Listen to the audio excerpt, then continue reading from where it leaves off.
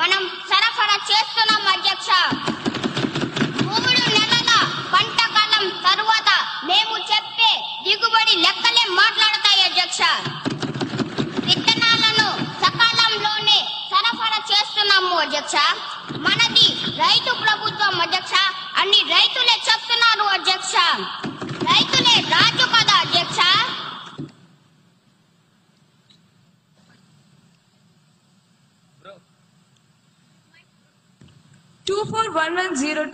Question పై గౌరవ HRD minister గారిని వివరణ ఇవ్వాల్సిందిగా కోరుతున్నాను. గౌరవనీయులైన అధ్యక్షుల గారికి ముందుగా నా హృదయపూర్వక నమస్కారాలు తెలియజేస్తున్నాను అధ్యక్ష. అధ్యక్ష, ప్రతిపాదన నాయకులు అడిగినటువంటి ప్రశ్నలలో మొదటి ప్రశ్న, ఈ విద్యా సంవత్సరంలో విద్యార్థుల మొబైల్ వ్యసనం కేసులు ఎంత నమోదయ్యాయి? అధ్యక్ష, ఈ ప్రశ్నకి సమాధానం, ఈ విద్యా సంవత్సరంలో 100లో కేసులు నమోదయ్యాయి అధ్యక్ష.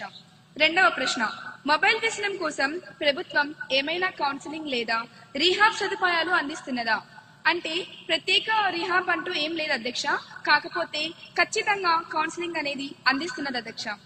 మూడవ ప్రశ్న, ప్రత్యేక రీహాబ్ సెంటర్లు లేకపోతే డిజిటల్ డి అడిక్షన్ సెంటర్లు ఏర్పాటు చేయాలనే యోచన ఉందా అధ్యక్ష? ఖచ్చితంగా ఉంది అధ్యక్ష, మాకు అటువంటి ఆలోచన ఉంది. ప్రస్తుతం ప్రభుత్వం పరిశీలిస్తుంది అధ్యక్ష. పైలట్ సెంటర్లు ప్రతిపాదనలో ఉన్నాయి అధ్యక్ష. ధన్యవాదాలు అధ్యక్ష.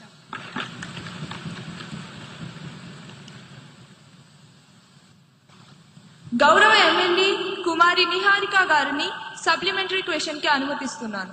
అధ్యక్ష, గౌరవనీయులనే మంత్రి గారు సమాధానం అద్భుతంగా ఉంది. కేసులు 100లో ఉన్నాయట అంటే ఖచ్చితమైన లెక్క లేదా అధ్యక్ష? లేక అది కూడా ఫోన్ లో క్యాండీ క్రష్ ఆడుతూ లెక్క పెడతారా? పిల్లలేమో 5G స్పీడ్ లో ఫోన్లను అతుక్కుపోతుంటే మీ ప్రభుత్వ చర్యలేమో ఇంకా 2G స్పీడ్ లోనే పరిశీలన దశలోనే బఫరింగ్ అవుతున్నాయి అధ్యక్ష. ఆ పైలట్ సెంటర్లు భూమి మీదకు వచ్చే లోపు విద్యార్థులు బహుశా స్విచ్ ఆఫ్ అయిపోదా అధ్యక్ష? ధన్యవాదాలు అధ్యక్ష. అధ్యక్ష, గౌరవ సభ్యులు సాంకేతిక గురించి 5G గురించి బాగానే మాట్లాడారు అధ్యక్ష. కానీ మా ప్రభుత్వం విద్యార్థుల్ని నేరస్తులా చూడటం లేదు అధ్యక్ష, బాధితుల్లా చూస్తుంది అధ్యక్ష, బాధితుల్లా చూస్తుంది.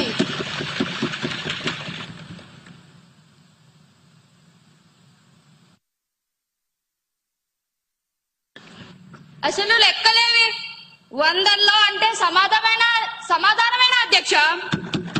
దాట వేయకండి. పైలట్ సెంటర్లు ఎప్పుడు వస్తాయి? డేట్ చెప్పమనండి అధ్యక్ష. చెప్పండి. Silence silence.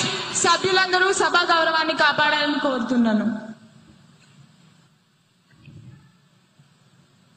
అధ్యక్ష, బాగా వినమనండి అధ్యక్ష. పిల్లల చేతిలో ఫోన్ ఉంటే అది మొబైల్ వ్యసనం అంటారు. దాన్ని సరిచేయొచ్చు, కౌన్సిలింగ్ ఇస్తున్నాం. కానీ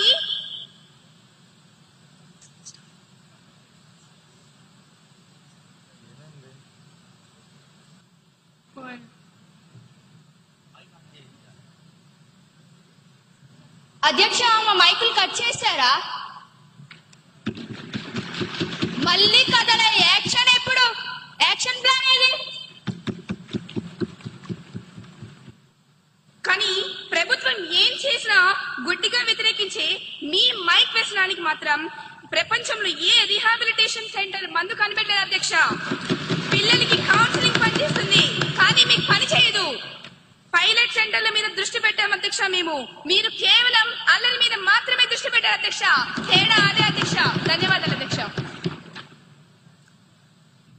241103 క్వశ్చన్ పై గౌరవ హెచ్ఆర్డి మినిస్టర్ గారిని స్పందించవలసిందిగా కోరుతున్నాను. గౌరవనీయులైన అధ్యక్ష గారికి నా హృదయపూర్వక నమస్కారాలు. అధ్యక్ష, ప్రతిపక్ష నాయకులు అడిగినటువంటి ప్రశ్నలలో మొదటి ప్రశ్న, విద్యార్థులు స్కూల్ బ్యాగ్ బరువుకు అనుమతించబడిన ప్రమాణం ఏమిటి? అధ్యక్ష, దానికి నా సమాధానం, ఎన్సీఈఆర్టీ మార్గదర్శకాల ప్రకారం బ్యాగుల తేలికగా ఉంచాలని సూచన ఉంది అధ్యక్ష. రెండవ ప్రశ్న, బ్యాగ్లెస్ డేస్ సంఖ్యను పెంచే ప్రస్తావన ప్రభుత్వానికి ఉన్నదా? అధ్యక్ష, లేదు అధ్యక్ష. బ్యాగ్లెస్ డేస్ పెంపు ప్రతిపాదన అనేది లేదు అధ్యక్ష. మూడవ ప్రశ్న, బ్యాగ్లెస్ డేస్ అమలులో ప్రభుత్వం తీసుకున్న చర్యలు ఏమిటాయి? దానికి నా సమాధానం, సెమిస్టర్ వారి పుస్తకాలు ప్రారంభించాం అధ్యక్ష. ప్రతి శనివారం బ్యాగ్లెస్ డేగా అమలు చేశాం అధ్యక్ష. ధన్యవాదాలు అధ్యక్ష. గౌరవ ఎమ్మెల్యే లక్ష్మీ నరసింహ గారిని సప్లిమెంటరీ క్వశ్చన్ కి అనుమతిస్తున్నాను.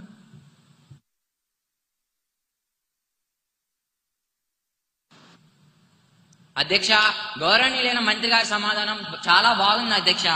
మన ప్రభుత్వం పిల్లలకి టెక్స్ట్ బుక్స్ ను, నోట్ బుక్స్ ను, బ్యాగ్స్ లను ఫ్రీగా ఇస్తుంది అధ్యక్ష. కానీ పిల్లలు ఎన్ని చేస్తున్నా మన ప్రభుత్వం బ్యాగుల బరువు గురించి ఆలోచిస్తున్నారా లేదా ఎలాంటి చర్యలు తీసుకుంటున్నారో మీ ద్వారా తెలుసుకోవాలనుకుంటున్నాను అధ్యక్ష.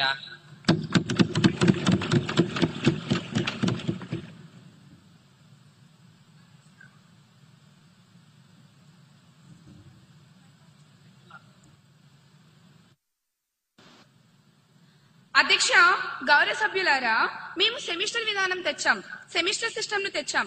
అంటే సగం పుస్తకాలే ఉంటాయి అధ్యక్ష. కానీ అందులో చివర నో బ్యాగ్ డే కూడా తెచ్చాం అధ్యక్ష. ధన్యవాదాలు అధ్యక్ష. 241104 క్వశ్చన్ పై గౌరవ పంచాయతీరాజ్ శాఖ మంత్రి గారిని స్పందించవలసిందిగా కోరుతున్నాను. గౌరవనీయులైన అధ్యక్షుల వారికి నా నమస్కారము. సభాసభ్యులు అడిగిన ప్రశ్నకి నా దగ్గర చక్కటి సమాధానం ఉంది. అడవి తల్లి బాట కార్యక్రమంలో ఎంతమంది గిరిజన టోలీలు కవర్ అయ్యాయి? దీనికి నా సమాధానం, గుర్తించిన గిరిజన టోలీలు 250 మంది. అందులో మొదటి దశలో 100 టోలీలను కవర్ చేశాము. రెండవ ప్రశ్న, ఈ కార్యక్రమం కోసం ఇప్పటి వరకు ఎంత వ్యయం జరిగింది? ఇప్పటి వరకు 1000 కోట్ల వ్యయం చేశాం.